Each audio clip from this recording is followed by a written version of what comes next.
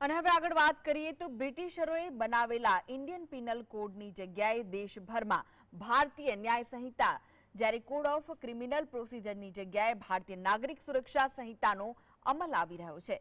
નવા કાયદામાં મહિલાઓ વિરુદ્ધના ગુનામાં અત્યંત કડક સજાની જોગવાઈ કરાઈ છે. ત્યારે શું છે નવા કાયદાઓ? આવવું જોઈએ આ અહેવાલમાં. અંગ્રેજો દ્વારા 1825માં આઈપીસી, સીઆરપીસી સહિતના કાયદાઓ ઘડવામાં આવ્યા હતા. ત્યારે આશા છે કે નવા કાયદા ભારતીય ન્યાય સંહિતા, ભારતીય નાગરિક સુરક્ષા સંહિતા અને સાક્ષ્ય અધિનિયમ બદલાતા સમયમાં આતંકવાદ અને સાયબર ક્રાઇમ સહિતના ગુનાઓના વધતા પ્રમાણ અને પરિસ્થિતિને ધ્યાનમાં રાખતા સર્વગ્રાહી કાયદો સાબિત થશે. જૂના કાયદા અને જૂના ગુનાઓ જૂના કાયદા મુજબ ચાલશે, પરંતુ હવે કોઈ ગુના બનશે તો તેમાં નવા કાયદા મુજબ કાર્યવાહી કરાશે.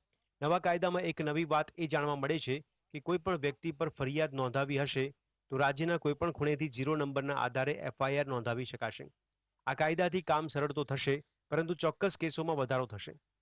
મહત્વની વાત એ છે કે આ કાયદાની જોગવાઈઓ પ્રમાણેની છે કે જેમાં એક ટાઈમ લિમિટ નિયત કરવામાં આવી છે અને આ ટાઈમ લિમિટના આધાર ઉપર સજા અને તેના પરની કાર્યવાહી પૂર્ણ કરવી પડશે.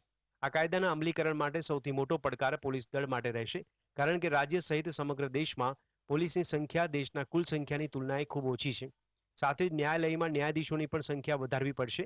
એક તારણ પ્રમાણે અમેરિકા અને જાપાનમાં 10 લાખની વસ્તી સામે 115 જજ છે, જ્યારે ભારતમાં 10 લાખની વસ્તી સામે 14 જજ છે. કાયદાવિદો આને સૌથી મોટો પડકાર માને છે અને સાથે સાથે એમ પણ કહે છે કે આ પડકાર ખૂબ આનંદદાયક હશે, કારણ કે આ નવા ભારતના નવા કાયદા છે અને આત્મનિર્ભર કાયદાઓ છે.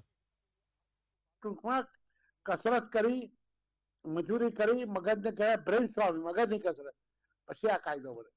એટલે હું એવું માનું છું કે આનો વિરોધ કરતા સુપ્રીમમાં કોઈ અરજી કરી છે એટલે ઘણા આના વિરોધમાં છે, પણ હું ઓછું માનું છું. આપણી ન્યાય સિસ્ટમ છે અને કદાચ કોઈ ભૂલો હશે તો સુધારશે સુપ્રીમ કોર્ટ.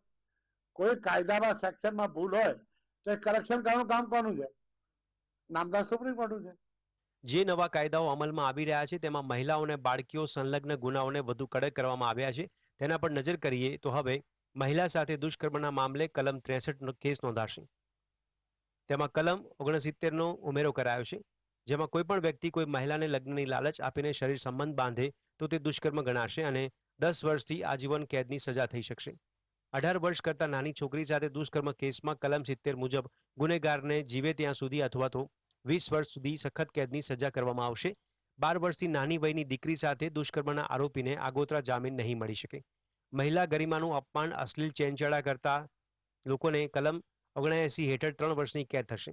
કલમ 80 હેઠળ દહેજથી અપમૃત્યુના કેસમાં 7 વર્ષની આજીવન કેદની સજા જોગવાઈ છે. કલમ 72 હેઠળ પીડિતાની ઓળખ જાહેર કરનારને 2 વર્ષની જેલની સજા થઈ શકે છે. પતિ પત્ની એકબીજાની યાદીમાં છૂટાછેડા લીધા વગર બીજા લગ્ન કરે તો 7 વર્ષની કેદની સજા થશે. નવા કાયદામાં બાળકો અને મહિલાઓની સુરક્ષા માટે આ વિશેષ જોગવાઈ છે. બીજો આ કાયદાનો જ્યુડિશિયલ ઉપયોગ, બીજું પોલીસે સત્તા વધશે તો કરપ્શન વધશે. આ લખી રાખજો. આમાં એવું છે કે 15 દિવસ રાખી શકે, 60 દિવસ રાખી શકે તો બધાને. પહેલા એવું હતું 24 કલાકમાં રજૂ તો કરી દે. ભારતના બંધારણથી વિરુદ્ધ નથી. ભારતના બંધારણમાં અનુચ્છેદ 20 છે કે ગુનેગારને કેવી રીતે રાખવો. તો એની મર્યાદા પ્રમાણે રજૂ કરવાનો, પછી 15 દિવસની કસ્ટડી રાખી શકે, 30 દિવસથી રાખી શકે. એટલે આમ કહેવા જાય તો અમુક જગ્યાએ માનવ અધિકારનો ભંગ થશે. નવા કાયદામાં ચોરી, ધરણા, કોપીરાઇટ, બળાત્કાર, મોબ લિન્ચિંગ, હત્યા સહિતની જુદી જુદી કલમોમાં ફેરબદલ કરવામાં આવ્યા છે. હત્યાના ગુનામાં આઈપીસી અંતર્ગત 302ની કલમ હેઠળ ગુનો નોંધાતો હતો, જ્યારે નવા કાયદામાં કલમ 102 હેઠળ ગુનો નોંધવામાં આવશે. ઓર્ગેનાઇઝ ક્રાઇમમાં જૂથ અથવા કોઈ ગ્રુપ દ્વારા ગુનો આચરવામાં આવશે તો ઓર્ગેનાઇઝ ક્રાઇમની કલમ હેઠળ સજા થશે. કહેવાનો મુદ્દો વર્તમાન પરિસ્થિતિમાં ભારતની બદલાયેલી પરિસ્થિતિ છે. વસ્તી વધી ગઈ છે, ક્રાઇમ રેટ વધી ગયો છે, ગુના વધી ગયા છે, ગુનાના પ્રકાર બદલી ગયા. 56 લઈને કોઈ આવતા હતા એવું બ્રિટિશરોને ખબર હશે. એટલે એ વખતના કાયદામાં પછી આપણે થીગડા માર્યા, નવા લો ભરાયા. પણ એના કરતા ગુજરાતી ભાષામાં કહે કે સર્વગ્રાહી કાયદો છે. એટલે આપણે આને એપ્રિશિએટ કરી છે. બીજું ભારતનું પોતાનું આખું ક્રિમિનલ જસ્ટિસ સિસ્ટમ બનશે, એટલે એ સારી વાત છે. પણ આમાં તકલીફ શું છે કે આ બહુ મોટો પડકાર છે. હું આને ખરાબ નથી કહેતો, પણ પડકાર એટલે કહું છું કે બધાને આ કાયદો વાંચવો પડશે, સમજવો પડશે.